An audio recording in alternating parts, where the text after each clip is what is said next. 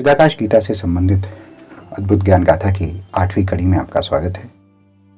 हम बता चुके हैं कि भगवान नित्यानंद ने सन 1922 से 1924 के बीच अवधूतावस्था में जो कुछ कहा उसे उनकी परम भक्त तुलसी अम्मा ने लिपिबद्ध कर लिया। तुलसी अम्मा ने इन वचनों को 286 श्लोकों के रूप में संग्रहित किया और भगवान नित्यानंद की आज्ञा से नाम दिया चिदाकाश गीता। चिदाकाश का शाब्दिक अर्थ है परब्रह्म और गीता का अर्थ है गान। इस तरह चिदाकाश गीता का अर्थ हुआ ब्रह्मगान या ब्रह्म का गीत। परम तत्व का वर्णन शब्दों से बाहर की बात है, इसलिए भगवान नित्यानंद समाधि की अवस्था में जो अस्फुट टूटे फूटे वाक्य बोलते थे उन्हें समझना और उन्हें औरों को समझाने के लिए उपयुक्त शब्द खोजना एक दुष्कर कार्य था। लेकिन तुलसी अम्मा ने ऐसा किया और आज उन्हीं की वजह से हम भगवान नित्यानंद के इन अमृत वचनों को सुन पाने, उन पर मनन कर उसी परम तत्व की आभा का अनुभव कर पाने में समर्थ हुए हैं। इन श्लोकों को यहाँ प्रस्तुत करने का उद्देश्य है कि हम भगवान नित्यानंद के चमत्कारों की जगह उनके उस अमृत तुल्य संदेश को समझें जिसे आम जन में बांटने के लिए वह अवतरित हुए थे।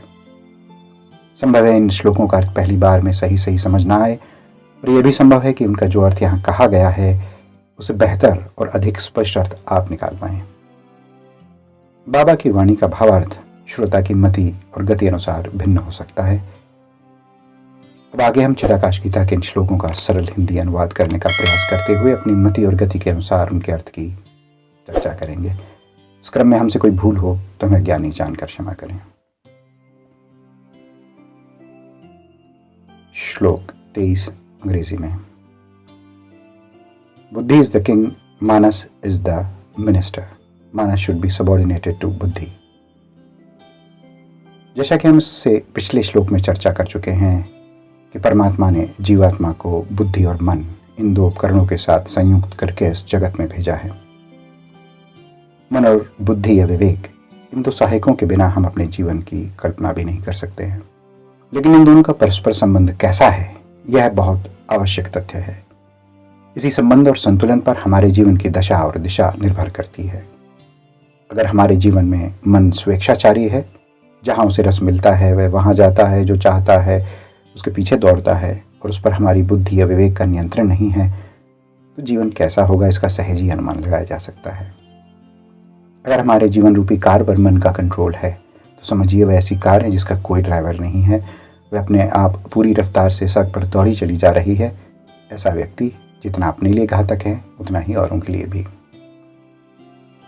मन स्वभावतः चंचल होता है, विषयों के पीछे भागना उसे लुभाता है। अगर उसके हाथों में अपने जीवन की गाड़ी की बागडोर सौंप देंगे तो इंद्रिय विषयक तृष्णा के पीछे भाग भाग कर थक जाएंगे, लेकिन प्यास नहीं बुझेगी। ऐसे में ज़रूरी है कि हमारी आत्मा का दूसरा सहयोगी विवेक मन पर लगाम लगाने में सक्षम हो सके। विवेक मन को समझाता है कि क्या अच्छा है क्या बुरा। वह पिछले जन्मों के अनुभव और इस जन्म में जुटाए ज्ञान के आधार पर मन के सामने भावी परिणामों का चित्र रखता है। विवेक सबल हुआ तो मन पर लगाम कस देता है, और अगर विवेक भी क्षीण हुआ तो जहां इंद्रियां बहीं मन भी विवेक की मर्यादा तोड़कर वहीं बह चलेगा।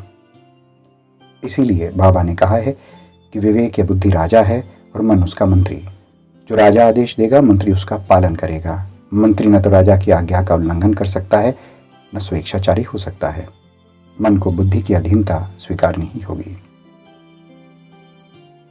24वां श्लोक अंग्रेजी में।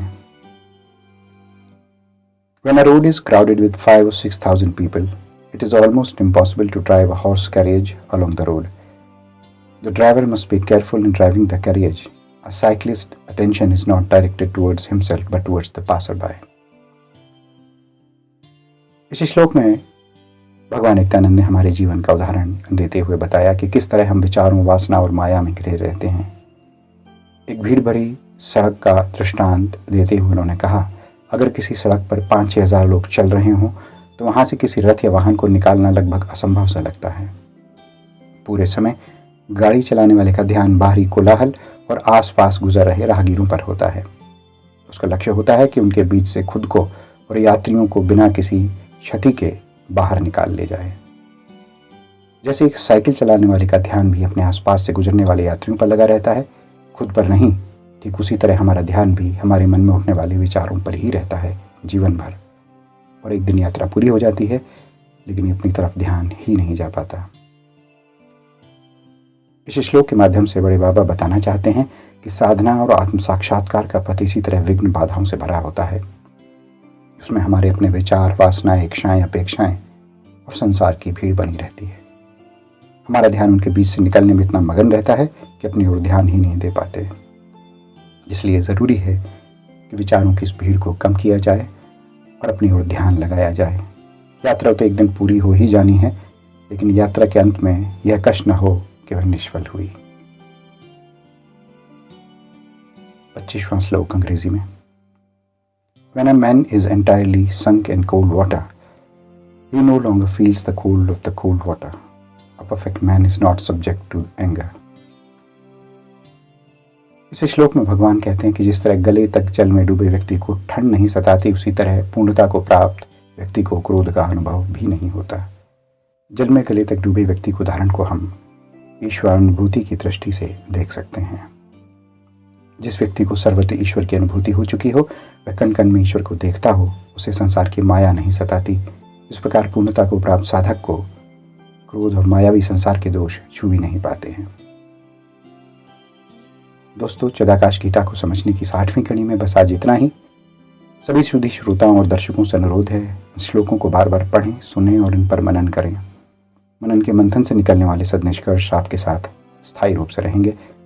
जीवन अनिश्चित है। जब तक समय है, बोध है और अवसर है, इसे अपने सच्चे स्वरूप को जानने में प्रयोग कर इसे सार्थक बनाएं। आशा है कि आपको अद्भुत ज्ञान गाथा की कड़ी अच्छी लगी होगी। अगर हमारा प्रयास आपको अच्छा लगा तो हमें लाइक करें, सब्सक्राइब करें, ताकि हम चिदाकाश गीता को क्रमवार रूप में आप तक पहुंचाते रहें।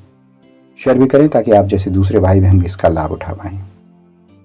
आपको चिदाकाश गीता का प्रस्तुतिकरण कैसा लग रहा है, इसके संबंध में कोई और प्रश्न हो तो कमेंट जरूर करें। हम पूरा प्रयास करेंगे कि आपके प्रश्नों का उत्तर दें। जय नित्यानंद है।